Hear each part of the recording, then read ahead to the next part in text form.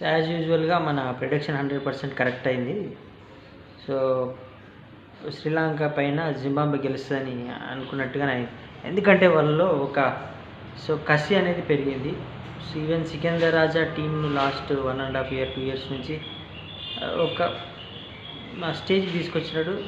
ఇప్పుడు నరాల గెలవాలనే ఒక కసి అనేది ఏర్పడ్డది. సో ఎంతమంది అనుకున్నారో అదే జరిగింది. జింబాబ్వే గెలవాలని చాలామంది అనుకున్నారు. సో గెలిచింది. మెయిన్గా 4 out of 4 గేమ్స్లో గెలిచింది ఇండియా ఒకటి, వెస్టిండీస్ ఒకటి. యాజువల్గా జింబాబ్వే ఒక వర్షం పడ్డది కానీ లేకపోతే అది కూడా గెలిచినట్టే. అదొకటి. ఇంకొక టీము సౌత్ ఆఫ్రికా. ఈ 4 టీమ్స్ మాత్రం 4 out of 4 గేమ్స్ విన్ అయినాయి. సో ఈరోజు ఫస్ట్ గేమ్ గురించి మాట్లాడాలంటే batting as usual Shai Hope last 2 match నుంచి బెటర్గా ఆడుతున్నాడు. సో వన్స్ ఈజ్ కన్సిస్టెన్స్ డెఫినెట్గా టీమ్ విన్ అవుతుంది. So almost 165 170 that's good score only.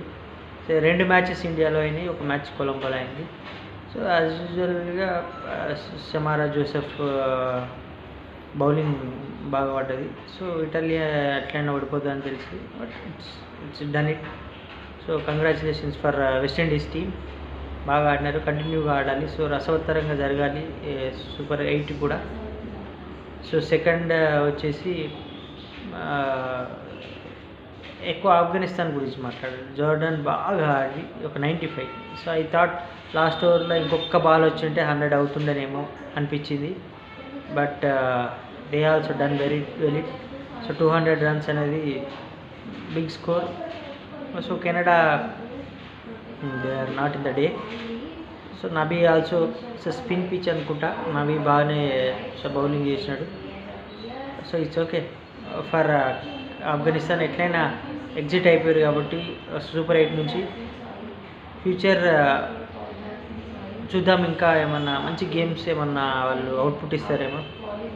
So third match వచ్చేసి third match in the sense afternoon సెక్షన్లో జింబాబ్వే వర్సెస్ శ్రీలంక. దీన్ని మాత్రం నిశ్చితంగా చూస్తున్నాను నేను, ఎందుకంటే I'm with Zimbabwe. So Nissanka last time ఆడిండు, ఈసారి కూడా ఆడిండు బ్యాటింగ్. అండ్ 178 180 దట్స్ పార్ score. But బీనట్ Sikandar Raja's sudden వాళ్ళ బ్యాటింగ్ మాత్రం అద్భుతం. ఒక్కొక్క ఛాంపియన్స్ లాగా ఆడారు. ఎక్కువ ఒక 1 minute కూడా మాట్లాడు, ఛాంపియన్స్ అంటే ఛాంపియన్స్ లాగా ఆడారు.